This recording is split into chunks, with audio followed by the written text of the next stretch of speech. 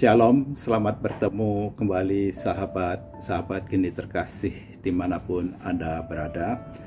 Nama saya Alex Hostiadi dari PDPKK Santo Yosef di Denpasar, Bali.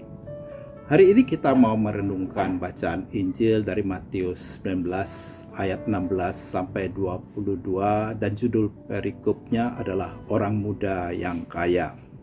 Saya akan bacakan untuk kita semua. Inilah Injil Yesus Kristus menurut Matius. Dimuliakanlah Tuhan. Pada suatu hari ada seorang datang kepada Yesus dan berkata, "Guru, perbuatan baik apakah yang harus kulakukan untuk memperoleh hidup kekal?" Yesus menjawab, "Apakah sebabnya engkau berkata kepadaku tentang apa yang baik? Hanya satu yang baik. Jikalau engkau ingin masuk ke dalam hidup, turutilah segala perintah Allah." Kata orang itu kepada Yesus, "Perintah yang mana?" Kata Yesus, "Jangan membunuh, jangan berzina, jangan mencuri, jangan mengucapkan saksi dusta, hormatilah ayah dan ibumu, dan kasihilah sesamamu manusia seperti dirimu sendiri."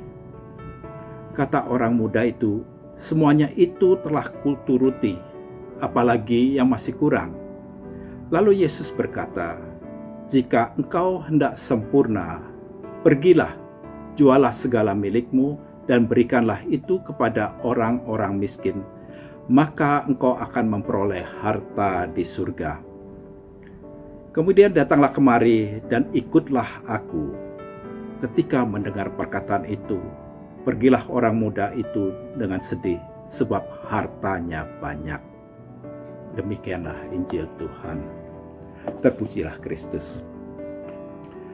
Saudara terkasih dalam Kristus, tema kekayaan sebagai kemungkinan halangan untuk menjadi sempurna sebagai murid muncul dalam kisah perjumpaan Yesus dengan seorang anak muda yang kaya.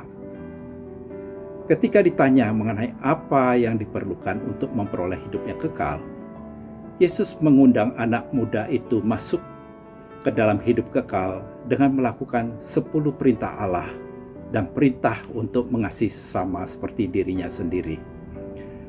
Ketika anak muda itu menjawab bahwa ia sudah melaksanakan semuanya itu sejak masa kecilnya, Yesus mengundang ke tahap yang baru.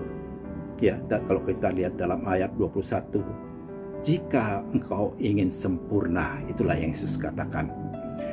Bagi orang muda ini, kesempurnaan sebagai murid Yesus adalah membagikan hartanya kepada orang miskin dan mengambil bagian dalam ketidakpastian yang menjadi ciri kehidupan Yesus dan para pengikutnya.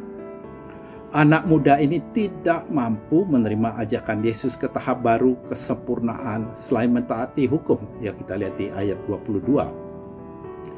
Ketidakmampuan si anak muda untuk menerima tantangan Yesus merupakan latar belakang bagi ajaran umum mengenai kekayaan sebagai halangan untuk menjadi murid. Kalau kita lihat dalam ayat 23-36. Tidak hanya sukar bagi orang kaya masuk ke dalam kerajaan Allah. Praktis tidak mungkin hal ini terjadi, seperti dijelaskan Yesus dengan kiasan unta masuk melalui lubang jarum dalam ayat 24. Keheranan para murid dalam ayat 25 muncul dari pengandaian mereka bahwa kekayaan adalah tanda perkenaan dari Allah. Dalam ayat 26 Yesus mengajar bahwa tidak seorang pun dapat masuk ke dalam kerajaan Allah disebabkan oleh kekayaan atau usaha sendiri. Kerajaan Allah adalah anugerah dari Allah semata. Kita tahu dari 4 Injil dalam Alkitab bahwa Yesus tidak meminta kepada semua yang mengikuti Dia untuk memberikan hartanya kepada orang miskin. Tidak semua orang terikat pada hartanya seperti pemuda ini. Tapi untuk pemuda ini, apa yang diminta Yesus adalah sesuatu yang sangat radikal, sangat berat untuk dilakukan. Tuhan sungguh tahu apa yang di dalam hati kita dan apa yang mengikat kita, yang menjauhkan kita daripada Dia. Apakah harta kekayaan itu merupakan pekerjaan kita, keahlian kita, atau tabungan masa depan kita yang begitu besar sehingga kita merasa tidak memerlukan lagi campur tangan Tuhan lagi. Kita sangat yakin akan masa depan kita akan cerah dan terjamin nyaman dengan semua usaha yang kita lakukan dengan kekuatan sendiri. Seperti orang muda ini, dia sudah merasa usaha yang cukup untuk menjamin masa depannya.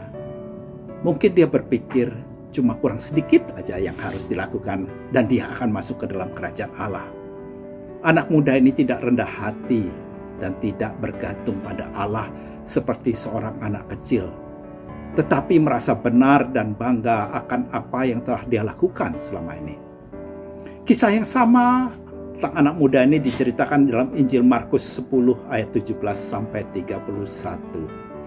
Kalau dalam versi Injil Matius mengenai kisah ini, Yesus berkata kepada anak muda kaya itu, "Jikalau engkau hendak sempurna," ya. Tetapi dalam Injil Markus tidak ada kata jikalau. Tapi dalam Injil Markus, orang yang mengikuti Yesus harus, jadi kata harus garis bawahi ya dalam hal ini, merelakan semua yang ia miliki, memberikan hasilnya kepada orang miskin, dan kemudian mengikutinya. Betapa besar tuntutan Yesus menurut Markus di sini, ya. Hal yang sangat mengejutkan bagi para murid adalah ketika Yesus menjelaskan di ayat 23 sampai 25 bahwa mempunyai banyak kekayaan hampir tidak dapat disesuaikan dengan memiliki kerajaan Allah. Yesus menuntut kepercayaan penuh seperti seorang anak kepada orang tuanya dengan mengatakan, sebab segala sesuatu adalah mungkin bagi Allah. Kita diingatkan pada perikop sebelumnya itu tentang anak-anak yang datang kepada Yesus, dan Yesus mengatakan, janganlah menghalangi mereka yang datang kepadaku, sebab merekalah yang empunya kerajaan surga. Kita diminta seperti anak-anak ini untuk menggantungkan diri mereka 100% kepada orang tuanya. Yesus tidak melarang kita untuk mempunyai harta atau kekayaan, tetapi jangan sampai kekayaan itu menjadikan batu sandungan bagi kita untuk datang kepada Yesus. Seperti disebutkan dalam Matius 6, carilah dahulu kerajaan Allah dan kebenarannya, maka semuanya akan ditambahkan kepadamu. Di zaman sekarang seperti saat ini, seperti juga pada zaman Yesus, rasa aman dalam kekayaan dan uang akan menarik orang menjauh dari ketergantungan terhadap Allah sebagai sumber kehidupan dan kekuatan mereka sekarang dan selama-lamanya. Semua orang Kristen dipanggil untuk menjadi murid secara radikal. Mengikuti Yesus berarti pergi menjual segala yang dimiliki, melepaskan keterikatan kita kepada hal-hal yang menjauhkan diri kita kepada Yesus. Demi Yesus berarti hidup demi orang miskin dan lemah. Jalan orang Kristen menuju kehidupan kekal adalah menjadi miskin di hadapannya. Jalan Yesus adalah bersandar kepada Allah, dan baginya sesuatu adalah mungkin. Demikianlah yang saya sampaikan hari ini. Tuhan memberkati.